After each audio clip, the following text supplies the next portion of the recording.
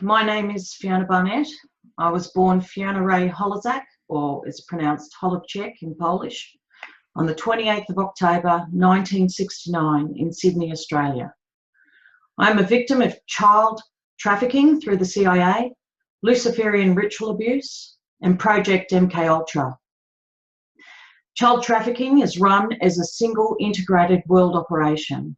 This operation is coordinated by the CIA in collaboration with British and Australian intelligence services. Retired NYPD Detective James Rothstein was appointed to the first US task force to investigate this child trafficking operation, which, he found, went all the way to the White House. Detective Rothstein found that the CIA were behind a blackmail operation in which child prostitutes were used to honey trap and compromise politicians, military brass, top businessmen, and key government officials.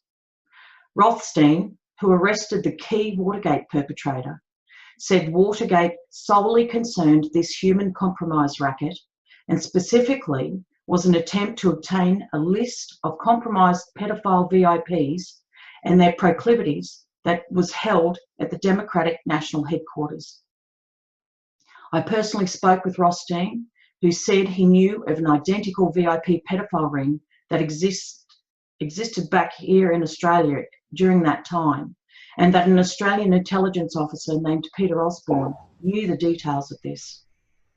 The Australian wing of this child trafficking operation is coordinated by ASIO, which is the Australian Security Intelligence Organisation. It's the Australian equivalent of the CIA. During the 1970s and 80s, Labor Party politician Kim Beazley Sr. headed ASIO's child trafficking operation. Under Kim Beazley's administration, I was prostituted at age 6 years to a pedophile orgy at Parliament House in Canberra, where I was raped by then Prime Minister Gough Whitlam, Attorney General Lionel Murphy, and Governor General John Kerr. During the same excursion, future Prime Minister Bob Hawke raped me in a suburban backyard near Canberra, and former President Richard Nixon raped me in the back of a USA CIA military plane at Australia's main military airport, the one where Air Force One lands if it visits Australia. After this, I was child sex trafficked from Sydney Airport to California, USA, in a cargo plane. I was gassed and stuffed in a wooden crate like an animal. During this trip, I was raped by media founder Ted Turner at a pedophile party held at Disneyland, and I was trafficked to the annual summer camp at Bohemian Grove, attended by notable politicians, businessmen, and other VIPs. I was raped by Reverend Billy Graham in a pink bubble-themed cabin at Bohemian Grove. Billy Graham told me that his good buddy Richard Nixon had recommended me to him. At Bohemian Grove, I was one of a group of children dressed as teddy bears and hunted for sport by men in the forest to the theme song Teddy Bear's Picnic. I also witnessed the ritual murder of a woman by male guests dressed in black Luciferian robes. I will now lay the foundations for explaining the relationship between pedophilia, child trafficking, ritual abuse, mind control practices, and the CIA's Project MKUltra. I was handed over to the CIA Child Trafficking Network by my paternal grandparents, Helen and Peter Holozak, who resided at 14 McAllister Avenue, Engadine, a suburb located in the Sutherland Shire, south of Sydney. I was 15 years old when our family discovered that Peter Holozak was not my blood relative.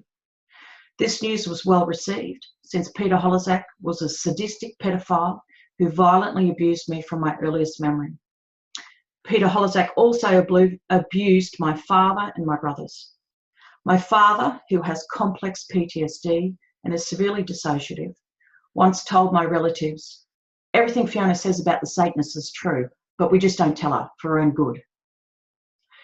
Peter and Helen Holozak were amongst the large number of Slavic Nazi war criminals granted asylum by the Australian government through the International Refugee Organisation. The wave of Slavic Nazis offered asylum in Australia was documented in Mark Aaron's book, which is called War Criminals Welcome, Australia, a sanctuary for war criminals since 1945. During a 2001 episode of the television show Lateline, Mark Aaron explained, quote, "Most of the war criminals who settled in Australia were not Germans or Austrians. They were people from Central and Eastern Europe, from the Ukraine, the Baltic states, the Central European countries of Czechoslovakia, Croatia and Serbia.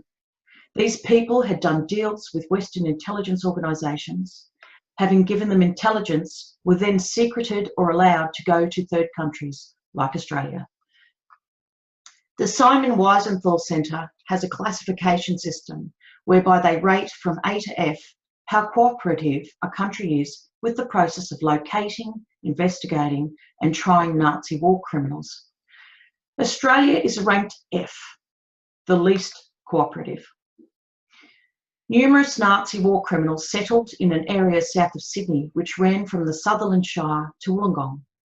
These people worked and orgied together just as they had done back in Nazi Europe. They carried Slavic, Germanic or Anglicised versions of their former surnames.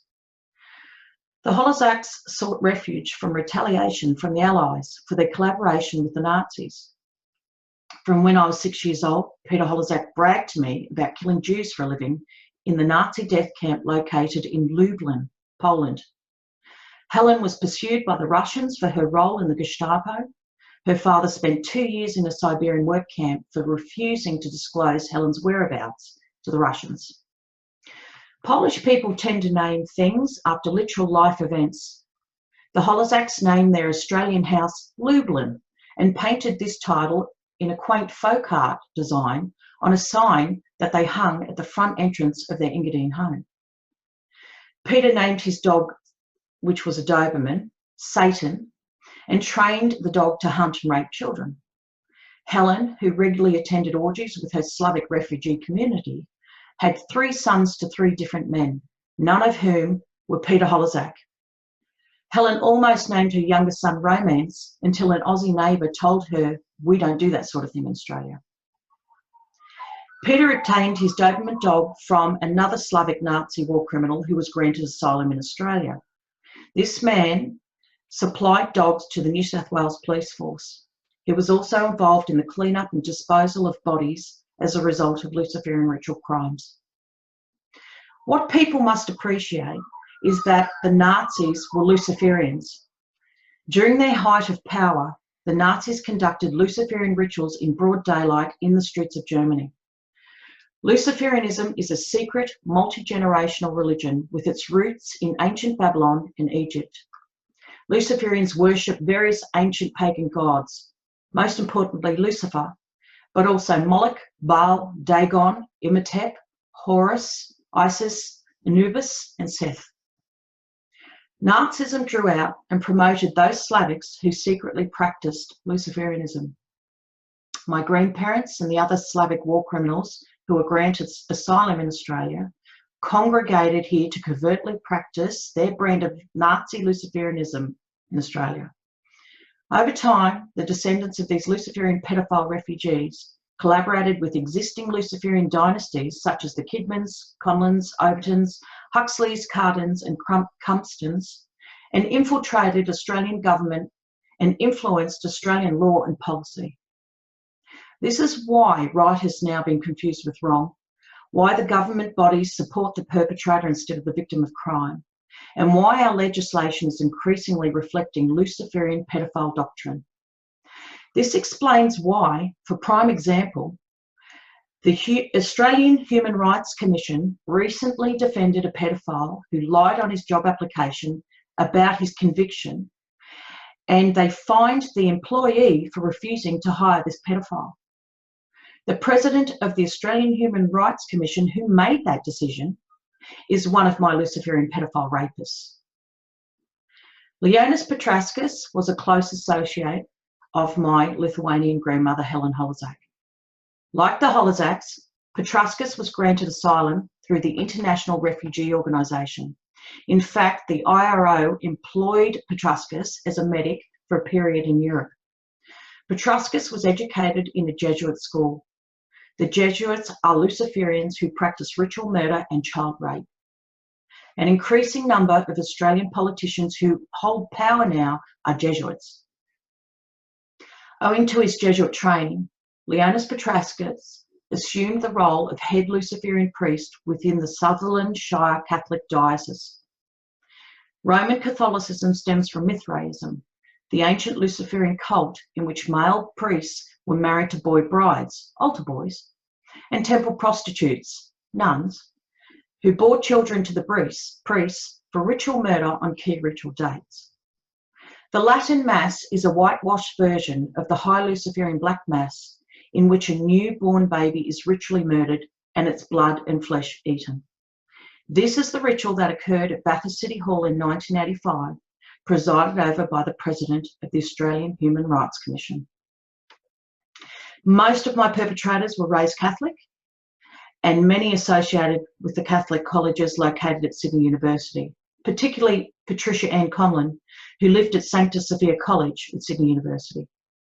Patricia Ann Conlon, née Cardin, was the Grand Dame of the Sydney area. As Jesuit High Priest, Leonis Petraskas presided over Luciferian rituals committed in the following Catholic churches: Regina Coeli Catholic Church at Beverly Hills, Sutherland Shire, which was gifted by and closely associated with the US military; Boys Town Chapels, located at Engadine, Sutherland Shire, that is Australia's first Boys Town location; and St John Bosco Church, which is located opposite Engadine Boys Town. Other key Catholic sites of Luciferian ritual were St James Chapel, which is located on Sydney University campus, and St Mary's Cathedral in the middle of Sydney City. Luciferianism is arranged according to a hierarchical structure which vaguely resembles a caste system.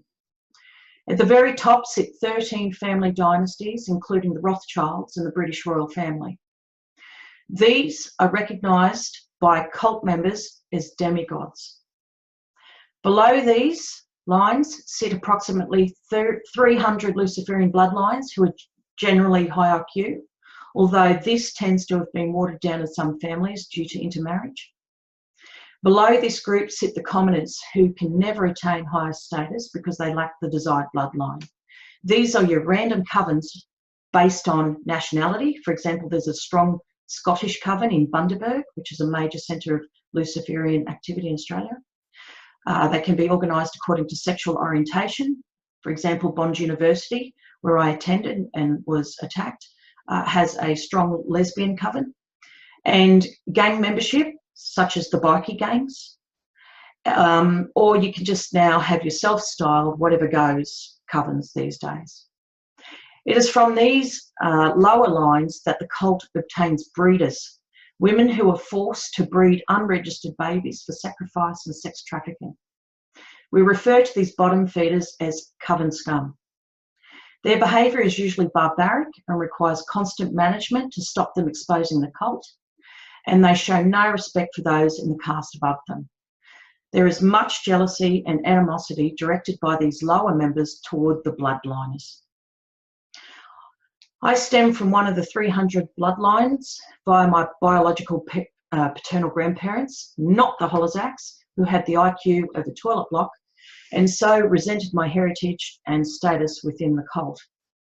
I even question whether Helen Holozak is my biological grandmother and whether she used my father as just another prop to escape Europe.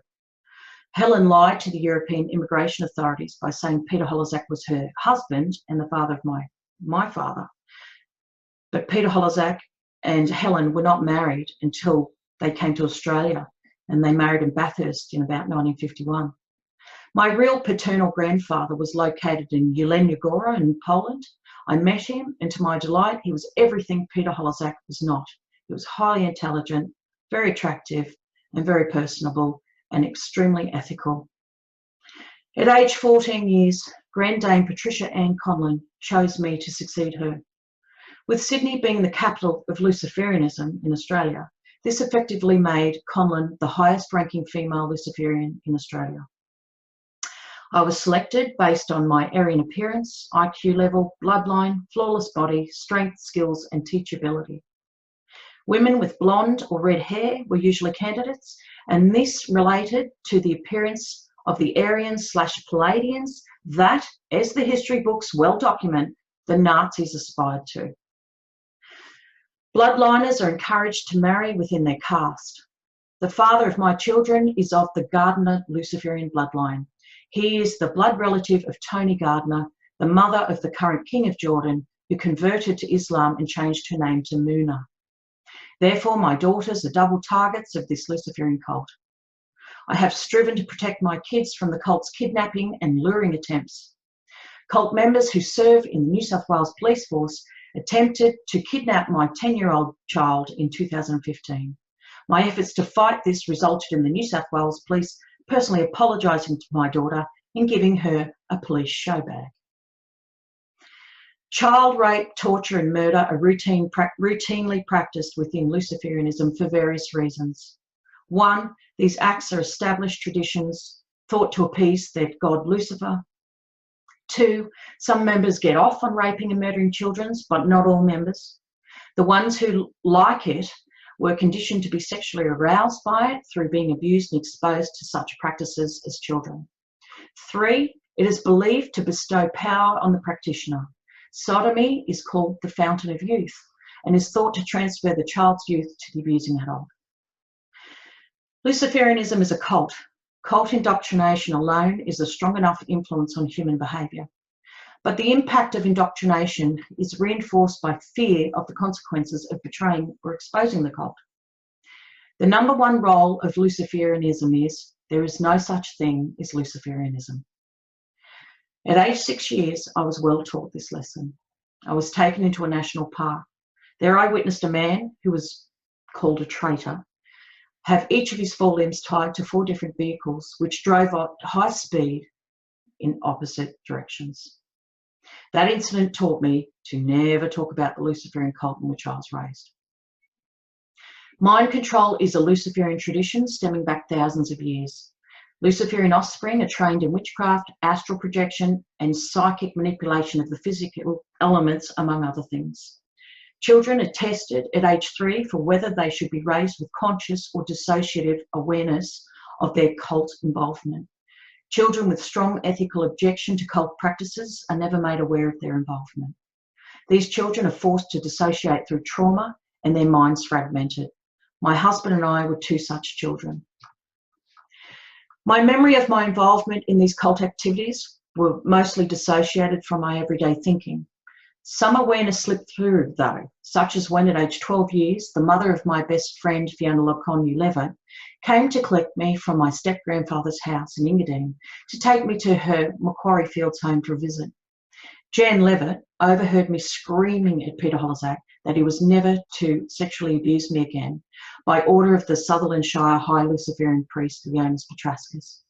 As we drove off in her car, Jan asked me what on earth that was all about.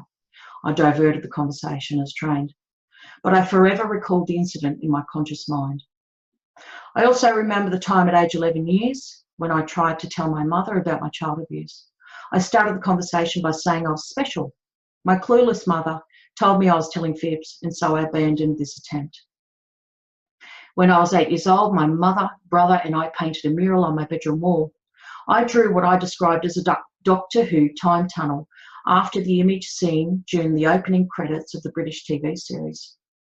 I was trying to tell my mother that I had just been suffocated during an Egyptian rebirth ritual in which I was placed in a grave over a decomposed body while the Book of the Dead was chanted.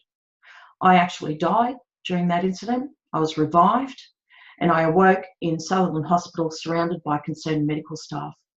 I had a near-death experience while I was unconscious and saw a tunnel that resembled the one shown at the start of Doctor Who.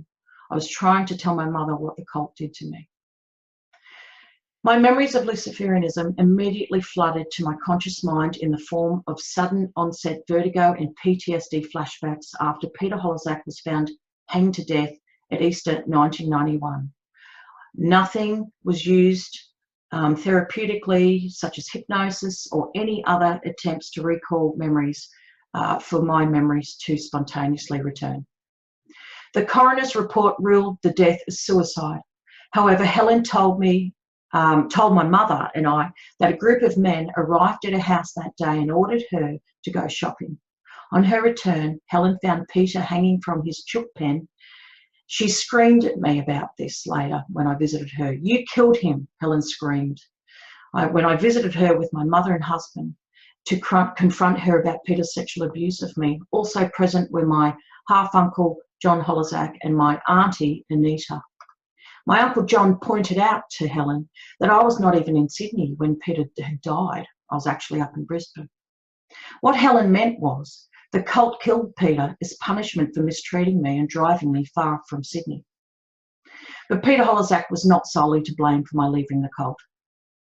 Anthony Kidman, Nicole Kidman's father, and Rosalind Frances Croucher, current president of the Australian Human Rights Commission, were to blame. I was selected as Grand Dame by my predecessor, Patricia Ann Conlon. Rosalind Croucher was ambitious, jealous, and wanted the position for herself. Consequently, after Patricia Ann Conlon's death, Rosalind Croucher sought revenge against me by organising the Bathurst City Hall birthday gathering in 1985, in which I was raped on an altar by B-grade actor Bruce Spence in front of a room full of Luciferian pedophiles, including multiple New South Wales police and Catholic priests.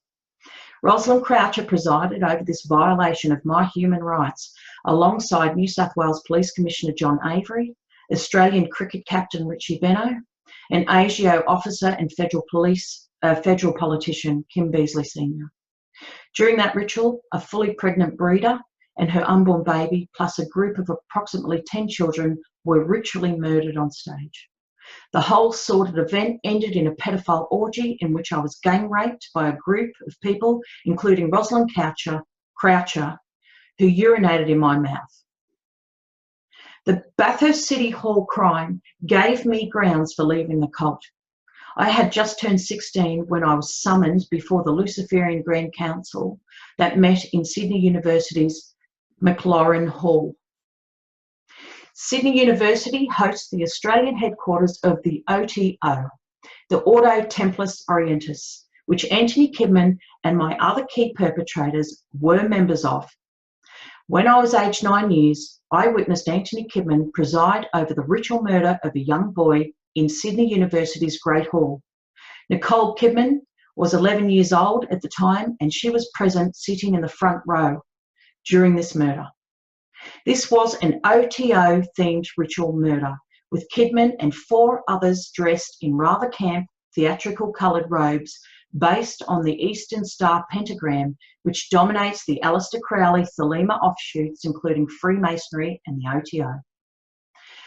I bring to your attention a document titled Ordo Templis Orientis, International Camp, Oasis and Lodge Masters Handbook, Revised Spring Equinox, 2002. Page 33 of this document lists the name Kylie McKiernan as treasurer of the OTO. Kylie was in a senior administrative position within the ABC Broadcasting Network in 2015 when the ABC TV show Media Watch publicly attacked me to the horror of child abuse victims across the nation for speaking to a press conference about my child trafficking experiences. The presenter of Media Watch actually is someone who works for British intelligence. Page 22 of this handbook states, quote, "Don't sacrifice animals or perform any other actions or practices which might adversely affect the order's reputation or legal standing, including ... explicit sexual acts at official or public access events." Well, that's something you wouldn't read about in your local football club handbook. So why do the OTO feel it necessary to warn their members to not publicly perform ritual blood sacrifice? The Freemasons were also involved in my abuse. I was subjected to Luciferian pedophile rituals at various Masonic temples, including Anthony Kidman's home lodge at 317 Pacific Highway, North Sydney. My leaving the Sydney-based Luciferian cult left them in a pickle. A Grand Dame assumes the position by drawing in the dying breath of the previous Grand Dame. During my Grand Council hearing, Anthony Kidman warned me I would amount to nothing without the cult's background and without the cult's support. True to Kidman's word, my ability in and pursuit of every one of my interest areas has been thwarted by cult members to this day. I will give you an example. 20 years ago, I worked as a parole officer. I was appointed to Burleigh Heads Centre. A woman named Catherine Hand wanted the job of boss at Burleigh Heads office. So her mate, Rod, who was the regional director of Queensland Corrective Services, seconded the then current boss named John of Burleigh Heads office against his will to work at an office 1 hour's drive north of his Burleigh home. John had been boss of a fully functioning Burleigh Heads office for 20 years. Catherine Hand, who had a diploma in art and zero experience as a parole officer, was appointed to boss of Burleigh Heads office. Catherine Hand systematically bullied out the existing Burleigh staff and replaced them with young women. On one occasion, she pinned an 18-year-old parole officer named Chris up against the wall. She screamed at him that he was a fucking idiot, and she did this in front of the convicted criminals who were present in the office. Chris was a brilliant young employee who went on to work for the Federal Police. One day, Catherine Hand took me aside for a little chat. "Have you seen my ring?" she asked me. She showed off her ring, which was an Eastern Star pentagram. "This is my coven ring," she explained to me. "Every 2 years, the women in my coven meet up, no matter where we are in the world. Fiona, if you play your cards right, you will go far in management within corrective services." Catherine Hand informed me that a pottery lecturer from Queensland College of Art that she and I had both graduated from was also a member of her coven. Disgusted with Catherine Hand's mistreatment of existing staff, and I'd only been working there 3 months, I was one of the young blonde bimbos she'd employed, I declined her offer by saying, "Sorry, but I'm not management material." The following day, I lodged a formal complaint against Catherine Hand for her mistreatment of staff. Catherine then physically assaulted me by pinning me to a wall and sticking her face in mine. She gave me 10 minutes to vacate my desk. The Department of Corrective Services then sent me a letter to say that I had done nothing wrong, but that I was being let go because I'd been filling in for a woman on maternity leave. Well, this was the first I'd heard it. I lodged a complaint with WorkCover. The government then hired a private detective to harass and film me at taxpayers' expense. The second in charge of the Corrective Services Department told my barrister that she could, quote, "do whatever the fuck we like," end quote, to me. The latest workplace at which I was targeted by Luciferians was Bond University. I was undertaking a 2.5-year master's level forensic psychology degree. I was in my last 2 units of study. I had been very successful in my studies. My Bond University supervisor, Norm Barling, who himself was a former Bond University lecturer, contemptuously called my forensic psychology lecturers Katerina Fritzen and Rebecca Doley lesbian witches after these women lied to the Australian Health Board about me and so destroyed my psychology career, despite my excellent academic record. Their attack came after I rejected Katerina Fritzen's sexual advances, which included 2 sexual assaults. After I objected in class to pro-pedophile lecture content, and after I exposed Bond University's cover-up of a child sex trafficking ring that involved the Queensland State Department of Children's Services, or DOCS as we called it. This ring was linked to a southeast Queensland DOCS pedophile ring that police raided in the year 2000. DOCS staff were intentionally placing foster children with pedophiles who were prostituting the children out. These child trafficking DOCS staff had passed working with children safety checks. My adherence to mandatory reporting legislation was supported by the head of the Queensland Children's Commission, despite university having withdrawn my complaint without consulting me.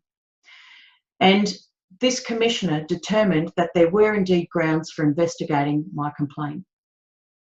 I was somewhat vindicated when Bond University forensic psychology and criminology lecturer Paul Wilson was convicted and imprisoned in 2016 for pedophilia. Paul Wilson published pro-pedophilia articles on the Bond University website in which he claimed children were willing participants in pedophilia and not harmed by it. In the late 1980s, Paul Wilson organised a pro-pedophilia conference at the University of Queensland, and in class he accidentally showed the end of a kiddie porn snuff film. Paul Wilson's wife, Robin Lincoln, also a Bond University lecturer, was on the advisory board of Bravehearts, a fake child abuse victim advocacy group which targets victims of VIP child abuse for silencing.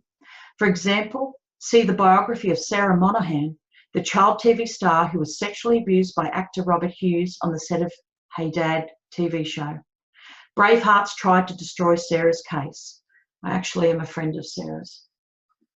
After Paul Wilson was publicly exposed as a pedophile, Terry Goldsworthy, a Queensland police officer, took over Paul Wilson's position as head of criminology at Bond University, and he took over Robin Lincoln's advisory board role at Bravehearts. Terry Goldsworthy, whom I've never met, misused his position as a police detective to communicate with the New South Wales Police regarding the complaint I made in 2008 about the Bathurst City Hall ritual crimes. I had come forward to Bathurst police detectives after Tor Nielsen, a fellow victim, reported to police that he saw 60 children ritually raped in the same hall by New South Wales police and Catholic priests who worked at nearby St Stanislav College. Multiple St Stanislav College pedophiles have since been charged and convicted for the ritual abuse crimes, Tor Nielsen reported. Terry Goldsworthy lied by omission when he failed to include my age during this 1985 ritual, age 15 years, and reported me as an adult perpetrator instead of a child victim of child abuse to the Queensland Psychology Board. Goldsworthy said New South Wales Police had confirmed this allegation and that I was the subject of a police investigation. I was not. I wrote to police commissioners in both Queensland and New South Wales who sent me letters confirming Terry Goldsworthy had lied to the Queensland Psychology Board and to the Queensland APRA office. They're the administrative body that oversee the psychology boards. I complained to the Queensland Police about Terry Goldsworthy using his role as a Queensland police detective to access, twist and misuse my private files, but they supported the perpetrator instead of me. Bond University's criminal behaviour was the final straw which prompted me to go public about my child abuse. The corrupt Queensland Psychology Board support of UK sexual predator Katarina Fritzen's false and vexatious notification against me prompted me to lodge my own complaint against Sydney-registered psychologist Anthony Kidman to the New South Wales Psychology Board and the New South Wales APRA office. Anthony Kidman was dead within weeks of my notification against him. Nicole Kidman's personal security team informed Sydney paparazzi that Anthony Kidman was placed on immediate suicide watch following my notification against him. You see, I was not the first to complain to the health board about Anthony Kidman. I have since been contacted by other Anthony Kidman victims of rape, torture and unethical hypnosis. Many of these victims were child sex trafficked through Hillsong Church. I found a strong link between Anthony Kidman and Hillsong Church.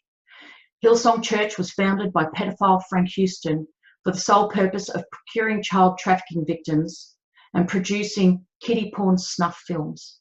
Hillsong ritually abused children. The Luciferian pedophiles have infiltrated all areas of Australian government, education, health and human services. They now have control over the police, media, universities, defence forces, parliament, schools, health services, churches of all denominations, psychiatric hospitals and fake child abuse advocacy organisations like Bravehearts. You cannot possibly understand their pervasiveness unless you were raised in their world. I will now explain the link between Luciferianism and the CIA's Project MKUltra, demonstrate the existence of Project MKUltra in Australia, and identify key MKUltra perpetrators and MKUltra abuse locations. MKUltra sub-projects were conducted in most Australian hospitals, universities and research facilities throughout the 1960s, 70s and 80s. MKUltra's presence in Australia stemmed from a 1951 security military agreement between our country and the USA. This agreement led to the establishment of the Australian Atomic Energy Commission in 1952 and the construction by the same US company of 2 multi-storey underground CIA research facilities, one at Lucas Heights in 1958 and one at Pine Gap in 1967.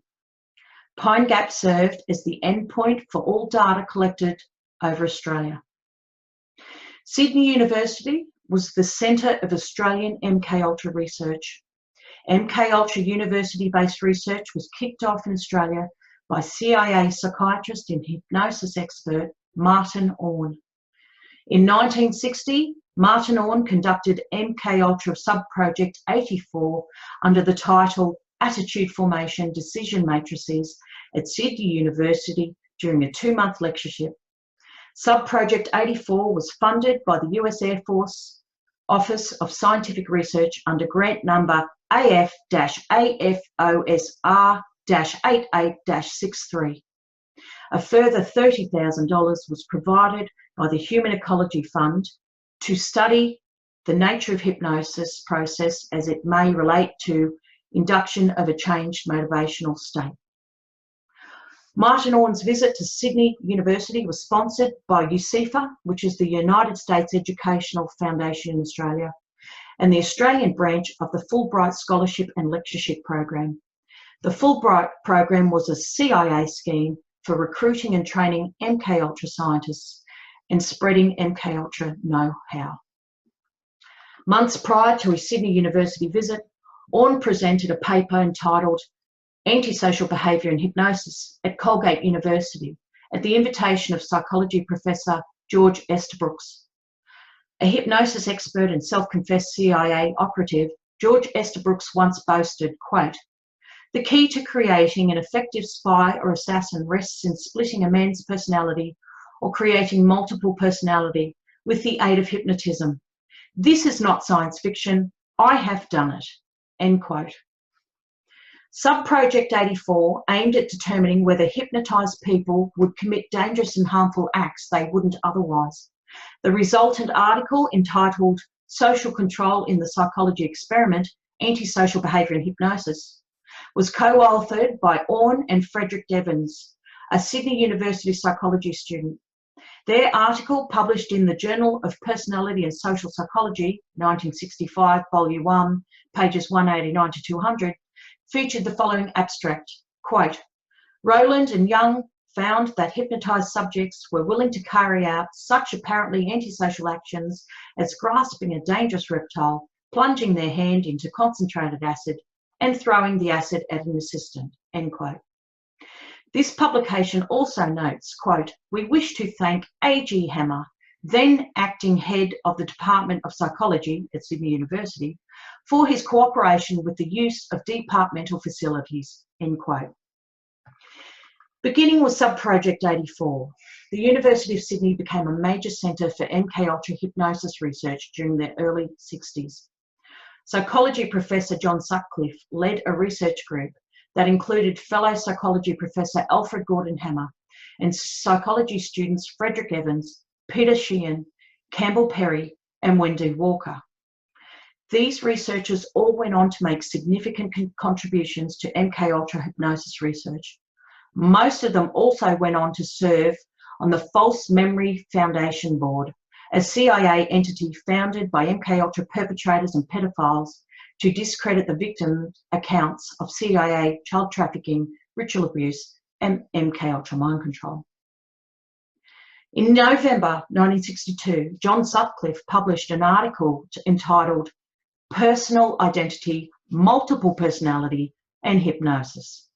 He published this in the International Journal of Clinical and Experimental Hypnosis, Volume 10, 4, pages 231 to 69.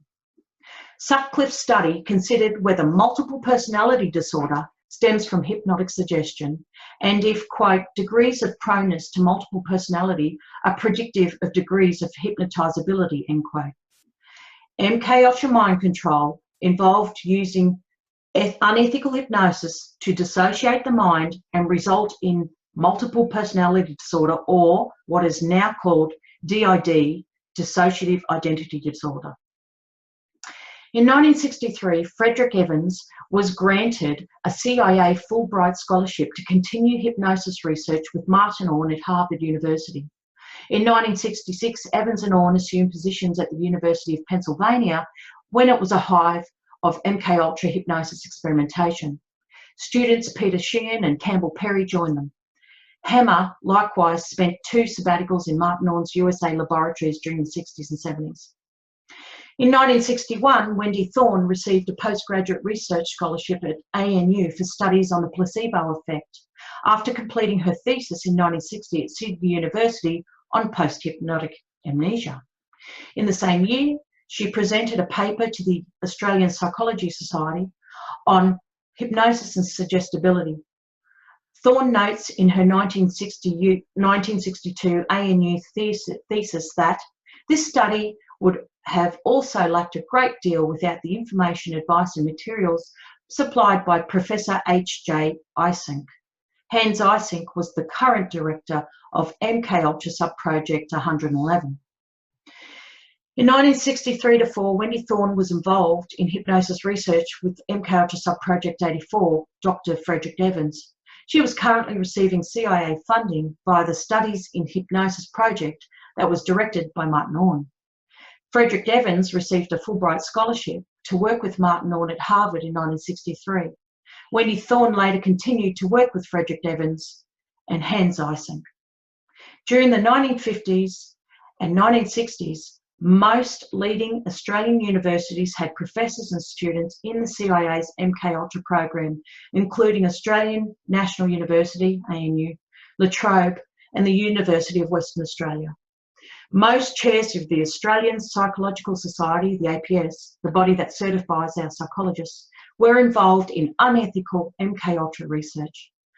These people included Hammer, who chaired the APS in the 60s when MKUltra began, and Bonn University's first professor of psychology, Bob Montgomery, who conducted unethical experiments at La Trobe University in Melbourne in the 1970s, which left participants permanently traumatised. La Trobe University lecturer Gary Dorset wrote an article entitled Boiled Lollies and Band-Aids, Gay Men and Kids in Gay Information Quarterly Journal in spring 1982 edition, in which he advocated for the legalisation of pedophilia. You will always find a link between MKUltra perpetrators and pedophilia. Bob Montgomery also lectured at the ANU. Leonard G. Huxley served as Vice-Chancellor of the ANU from 1960 to 67.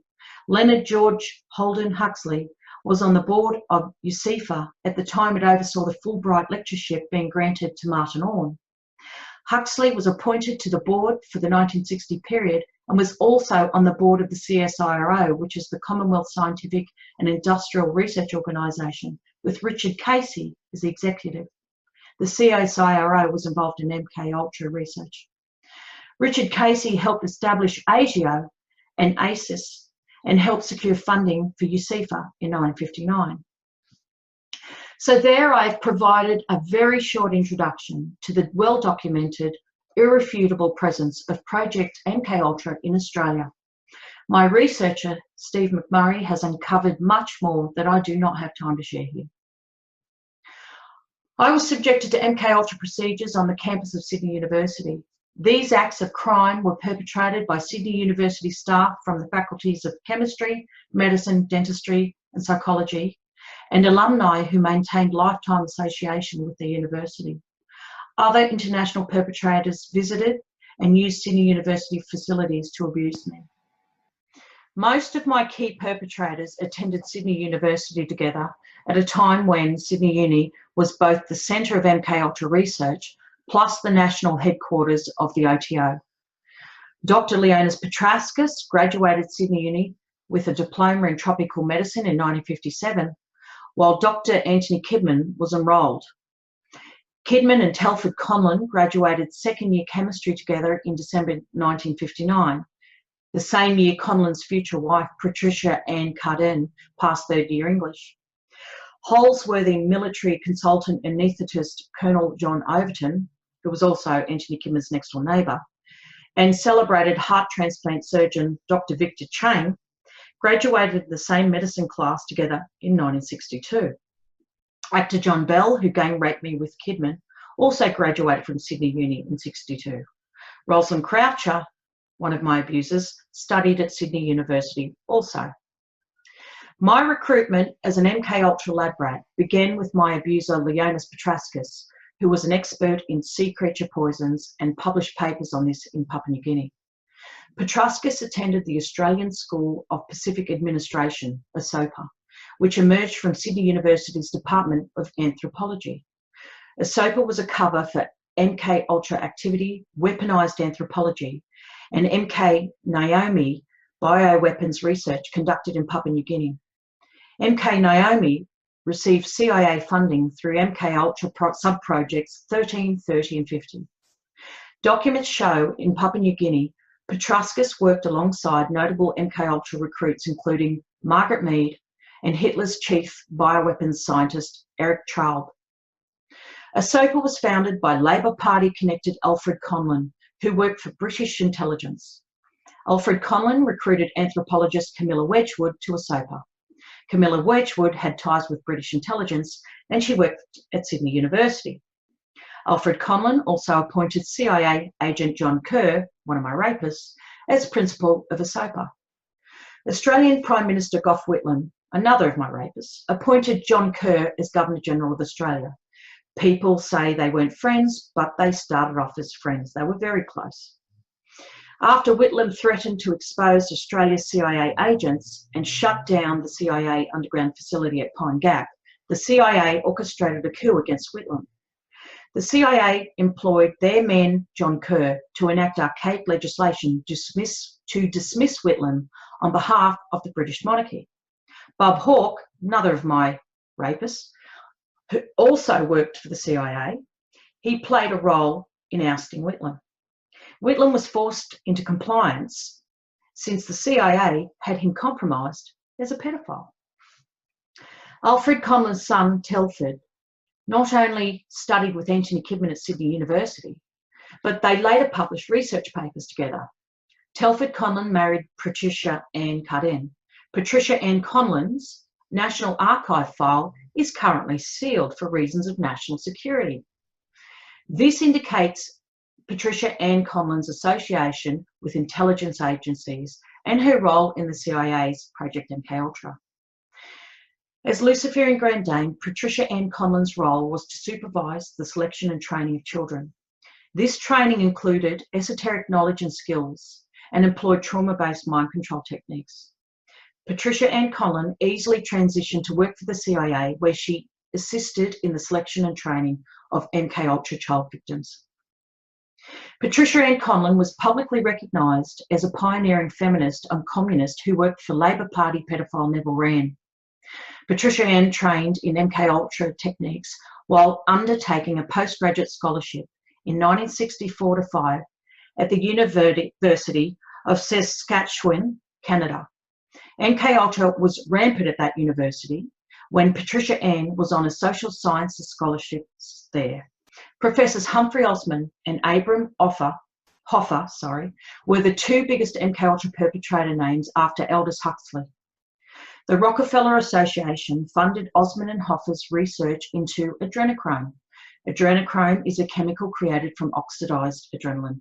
It occurs in the blood of traumatized ritual murder victims. When drunk, it gives the blood drinker a drug-induced high, and it sexually arouses them. This is what occurred during the Luciferian Black Mass conducted at Bathurst City Hall.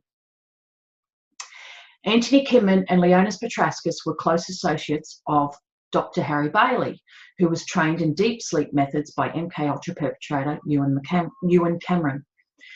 The CIA funded Bailey's MKUltra deep sleep project at the notorious Chelmsford Private Hospital in Sydney.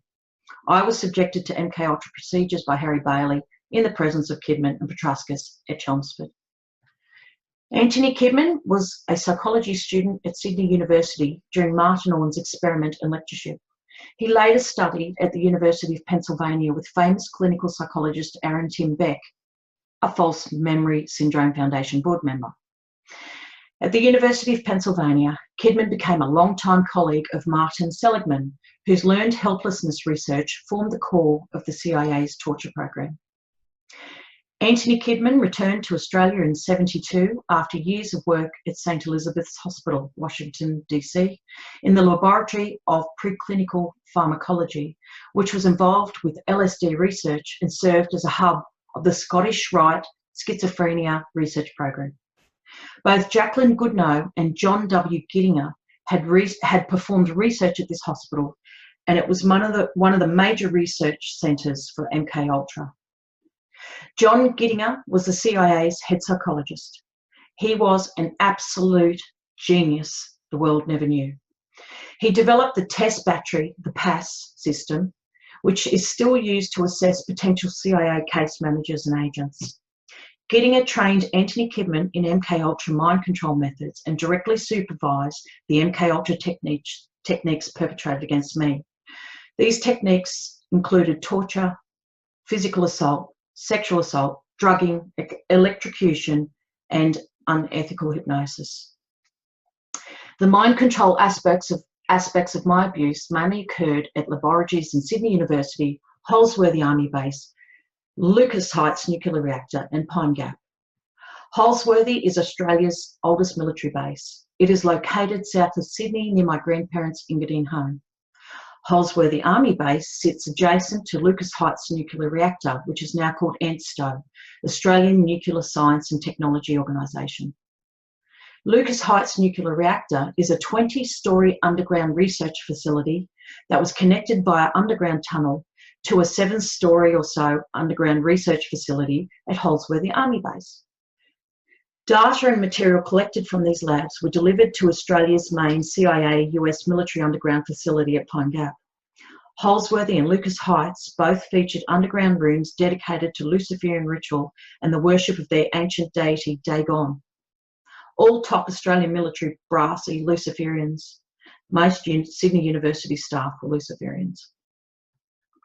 MKUltra experiments and end-goal procedures were conducted using children as lab rats. These child victims were sourced from Luciferian covens, various cults, boys' town homes, Darrick Boys Home, government and church-run juvenile detention centres, child protective services, foster care, police lockup, Catholic churches, child prostitution brothels, blackmailed pedophile parents, and Hillsong Church that was founded by New Zealand pedophile Frank Houston. Some children were kidnapped off the streets. Other children were specifically bred to serve as human lab rats, their births not registered.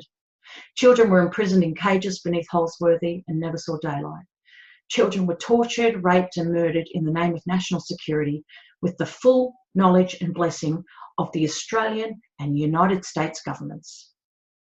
As George White wrote to Sidney Gottlieb in 1971, quote, "It was fun, fun, fun. Where else could a red-blooded American boy lie, kill, cheat, steal, rape and pillage with the sanction and blessing of the All-Highest?" End quote. There were two main categories of CIA child trafficking victims. One, those considered dispensable and destined for murder, and two, those deemed useful on a long-term basis, which was a fate worse than death. I was in the latter group. At age 5 years, I was presented before a panel in the lounge room of Leonis Petraskis's Engadine home. This panel included John Gittinger, Anthony Kidman, and Grand Dame Patricia Ann Conlon. There, Gittinger asked me if I liked to be special. I said yes, and he laughed and said, "We'll make you special." Immediately afterwards, Gittinger subjected me to a battery of tests at Holsworthy, including a full physical exam, endurance testing, IQ testing, and multiple brain scans. Gittinger then accepted me into the MKUltra program based on my high IQ, creativity, physical strength and endurance, blue-eyed blonde features, bloodline and intuition. John Gittinger particularly sought my visual spatial cognitive ability, or right hemispheric strength. The Nazis recognised Luciferian-based esoteric knowledge and techniques as a power source that they sought to weaponise. That is why they travelled the globe collecting esoteric knowledge and techniques from the pedophile Dalai Lama and other Nazi collaborators. The end goal of MKUltra was to create super soldiers. They used child soldiers for this purpose. I was one of those children recruited into Delta Special Operations. Delta Force is comprised of MKUltra victims. I recently spoke with a former member of Delta Special Ops, and I asked him about what I recalled. I picked his brain. He told me at the start he'd only heard rumours of a super soldier program with children being employed as soldiers, you know, and that they were trying to keep up with the Russians, but that, you know, everything went dark about this after a while. He said he saw nothing himself, but as I pressed for info, this ex-soldier started to dissociate, became indecipherable, and began stuttering out references to MKUltra programming cues that I recognised. So I'd say all Delta Special Ops soldiers have dissociated from their knowledge of the CIA super soldier program involving children. I knew this through getting up as the Jason Project. I was put through full military training at age 6 years and assigned to a small unit of all male soldiers. My basic soldier training was supervised by Colonel Victor Chang at Holsworthy Army Base. Chang was a CIA asset with training in brainwashing and torture techniques. The Australian public knew Chang as a famous heart transplant surgeon who was gunned down in a gutter in a manner befitting his true criminal nature. Chang's assassination was rumoured by mainstream Australian media to be connected with black market organ trafficking. My training was completed in the USA at age 14 years by Lieutenant Colonel Michael Aquino in a special laboratory established at Dulcie Underground Base. Delta training included the weaponisation of psychic ability or psychic warfare training.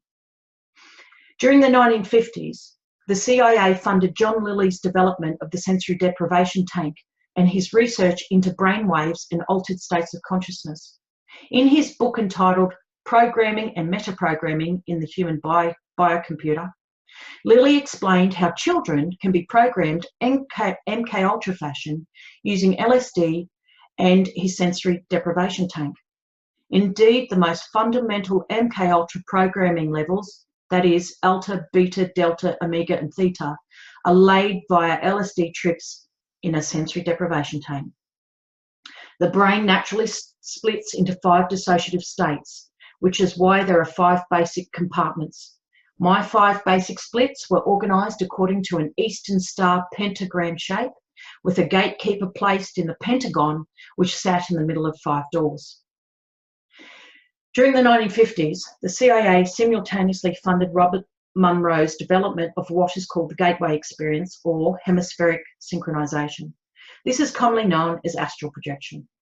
Newspapers and Army documents record that the US Army sent soldiers to Monroe for training in the Gateway process.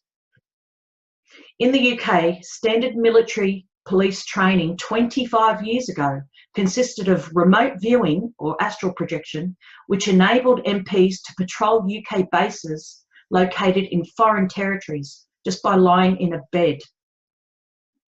I bring your attention to a US military document approved for release by the CIA in 2010. The document, dated 9th of June 1983, is addressed to the commander of US Army Operational Group at Fort Meade by Lieutenant Colonel Wayne M. McDonnell. The subject heading reads, Analysis and Assessment of Gateway Process. This document describes the physics behind interdimensional astral projection as engaged in by the US military. I bring your attention to a January 14, 1953 memo entitled Interrogation Techniques. This states, quote, if the services of Major Louis J. West, United States Air Force, MC, a trained hypnotist, can be obtained, and another man well-grounded in conventional psychological interrogation and polygraph techniques, and the services of Lieutenant Colonel Deleted, a well-balanced interrogation research centre could be established in an especially selected location. Major Louis J. West coordinated MKUltra experiments at UCLA. Documented in mainstream newspapers and magazines, including Psychology Today, these experiments involved behavioural conditioning of autistic children using cattle prods, physical violence, and electrocution via an electrified metal floor. West hired Ivar Levasse to conduct the experiments, who in turn regularly consulted the father of operant conditioning, B.F. Skinner. I know the names of the two men whose names are not included in the above document. They were John Gittinger and Lieutenant Colonel Michael Aquino. I know the location of the research centre. It was built at the underground military base located near Dulce, New Mexico. A circa 1956 untitled document describes the research centre or laboratory which the CIA constructed at Dulce. Quote, "This laboratory will include a special chamber in which all psychologically significant aspects of the environment can be controlled. This chamber will contain, among other things, a broad spectrum polygraph for simultaneous recordings of a variety of psychophysiological reactions of the individual being studied. In this setting, the various hypnotic, pharmacologic, and sensory environmental variables will be manipulated in a controlled fashion, and quantitative continuous recordings of the reactions of the experimental subjects will be made." The chamber at Dulce was an upright version of John C. Lilly's sensory deprivation tank. Lilly's sensory deprivation chamber was combined with the gateway process to develop MK-Ultra victim psychic abilities and to engage in the extreme interdimensional astral travel, which included contacting and communicating with interdimensional entities as described in the Fort Meade document released by the CIA in 2010. According to US military documents, candidates for the gateway process required high intelligence, imagination, and creativity, the very characteristics CIA psychologist John Gittinger assessed me for. Gittinger was particularly interested in right hemispheric functioning. High IQ children have a visual spatial learning preference. When they perform cognitive tasks, both brain hemispheres are activated, as compared to individuals of average intelligence who, when they perform cognitive tasks, only their left hemisphere lights up. High visual spatial processing ability was essential for visualization during MK-Ultra training and for the gateway process. That is why Gittinger tested me at age 5 years using the Stanford BIN-ALM and the block design subtest of the Wechsler series, which are the best measures of visual spatial IQ ever developed. Following training, my unit and I were deployed to South America, where the CIA were conducting operations against so-called communist governments. When I was a child, the CIA said our enemy was communism. Today, the CIA says our enemy is terrorism.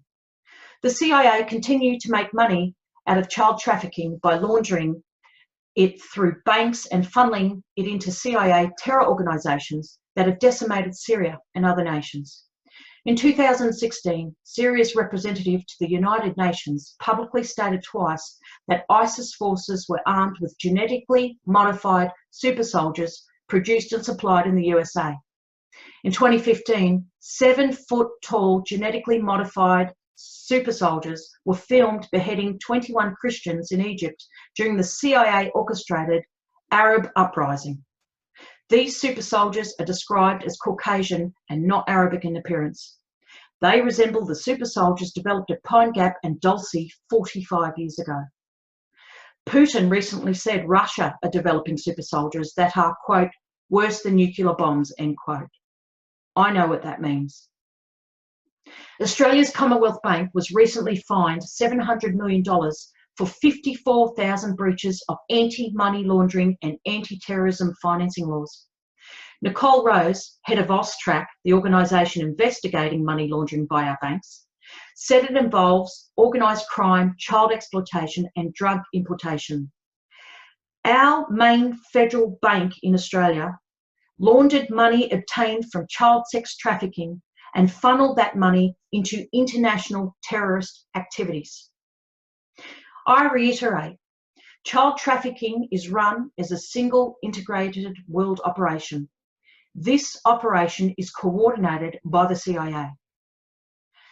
I bring your attention to a 1978 book entitled Dope Inc. or Dope Incorporated. The latest edition of this book was published in 2010, but I highly recommend the 1978 version, which is available free online. This book revolutionised the way drug law enforcement officers consider drug crime. It led to the HSBC Bank losing its licence to operate in the USA. Dope Inc. authors found that drug trafficking is run as a single integrated world operation, from your cartels right down to the person who sells drugs to junkies on the street corner. This operation started with the Opium Wars, where the British monarchy forced China to accept heroin produced in India. Two well-recognised organisations stemmed from Opium Wars. P&O Cruise Ship Line was established to transport the heroin, and the Hong Kong Shanghai Banking Corporation, HSBC Bank, was established to launder the drug money.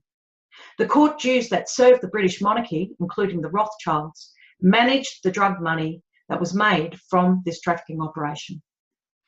Dope Inc. then explains how the drug trafficking and related money laundering operation established in the Opium Wars is the exact same operation in existence today. In fact, HSBC was only in recent years fined by USA authorities for still engaging in drug money laundering. If you follow the money trail, it still leads back to the British monarchy. This is the same British monarchy that I witnessed engage in Luciferian ritual crimes in 1980 at St. James Anglican Church in Sydney. The book Dope Inc. devotes a chapter to explaining the British aristocracy's involvement in an ancient Egyptian cult, how Britain started the drug, rock and roll counterculture in the USA with the help of the CIA, and the links between Egyptian cult practices, the counterculture, and the CIA, which was established by British intelligence. Dope Inc. explains how and why the CIA run modern drug trafficking and money laundering as a single integrated world operation.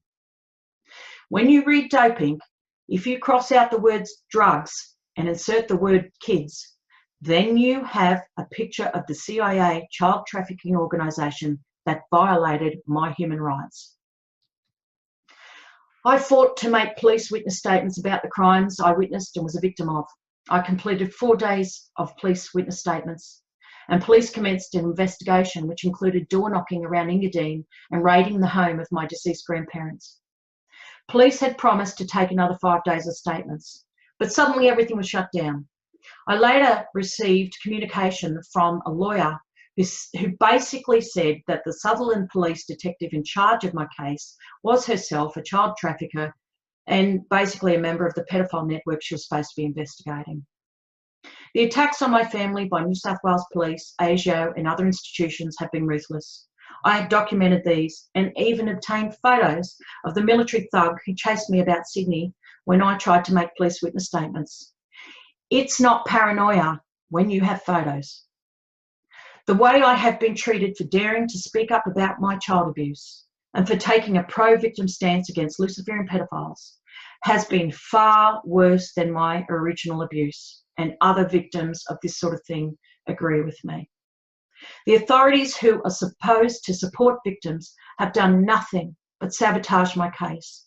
They have engaged in what I have learnt from interacting with other victims as tactics typically used to discredit and silence victims. The current Australian Child Abuse Royal Commission is yet another damage control and information gathering exercise. VIP child trafficking victims who testified to the Royal Commission have ended up being targeted for silence. The one thing the current Child Abuse Royal Commission omits from any of its writings, publications, anything, is the involvement of VIP pedophiles. Since I appeared before the Royal Commission several years ago, I have been contacted by hundreds and hundreds of child abuse victims. A considerable number of these are victims of what I endured: CIA child trafficking, ritual abuse, and CIA mind control. It seems that I'm the only moron willing to talk up. From what these victims have shared with me, I now have a very clear picture of child sex trafficking in Australia. I will now give you an example of what I have learnt from victims. The New South Wales Police were the subject of a 1990s Royal Commission conducted by James Wood. This investigation stemmed from allegations of child sex trafficking in Sydney involving the same Luciferians and pedophiles who trafficked and abused me. The Wood Royal Commission was a total whitewash. Commissioner James Wood covered up reports of child sex trafficking involving Hillsong Church, Anthony Kidman, Darrick Boys Home, Costello's Boy Brothel and King's Cross, judges, lawyers, Catholic churches, daycare centres and New South Wales police officers. Multiple victims named King's Cross underbelly police boss Roger Rogerson. Rogerson was responsible for the murder of Sally Ann Huckstep, who died after she wrote a story on child prostitution at King's Cross for a porn magazine, in the days when porn magazines published pedophilia material. The clean police officer who refused to report Sally Ann's murder as suicide had his career destroyed and life threatened by New South Wales police after he testified to the Royal Commission against his corrupt colleagues. That police officer is still in hiding in a state of trauma. Roger Rogerson was never brought to justice by Justice James Wood. In 2016, Roger Rogerson was imprisoned for a 2014 murder. Another notable perpetrator named to the Wood Royal Commission was Bob Carr. Bob Carr served as an ABC journalist, Premier of New South Wales, and then Minister for Foreign Affairs in the Australian Federal Government. In 2012, Bob Carr and Kim Beazley Jr., the son of ASIO agent Kim Beazley Sr., who trafficked me to Bohemian Grove, attended Bohemian Grove pedophile camp at Australian taxpayers' expense. Commissioner James Wood covered up all reports of VIP child sex trafficking, ritual abuse and mind control. This is not surprising, considering James Wood was named by victim Dean Henry and others to the current Federal Child Abuse Royal Commission as a member of the very pedophile ring he was employed to investigate. I will now mention the two most abhorrent and famous criminal cases in Australian history. One is the backpacker murders committed by serial killer Ivan Milat. The other is the murder of a beautiful young nurse named Anita Cobby. Anita Cobby's murder was committed by a gang of young men, including Les Murphy. Ivan Milat murdered victims in the Luciferian ritual manner. So did Les Murphy. The details of both murders have not been released to the public. I discovered what was done to Anita Cobby through two people who read her case file, a lawyer who worked on a case and a prison guard who read Les Murphy's file.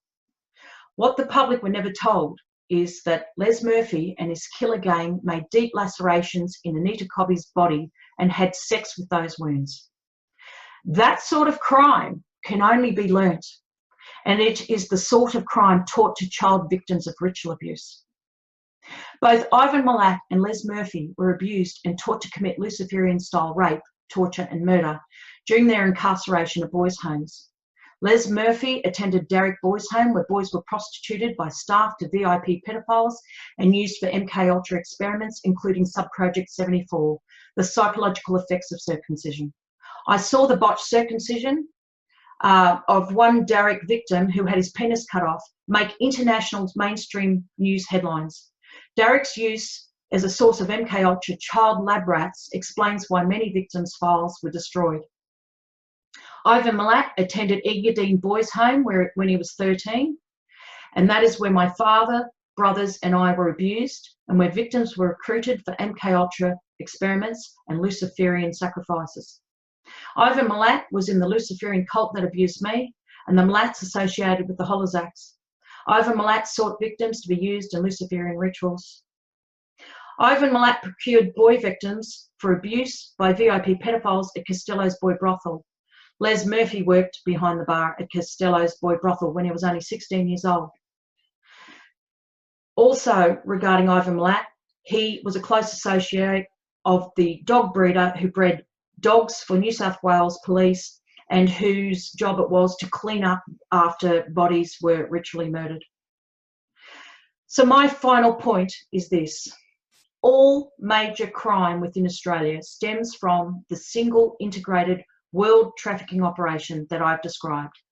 If you disband this operation, you will virtually eliminate the trafficking of children, drugs, and guns in our society, and perhaps worldwide. That is my statement.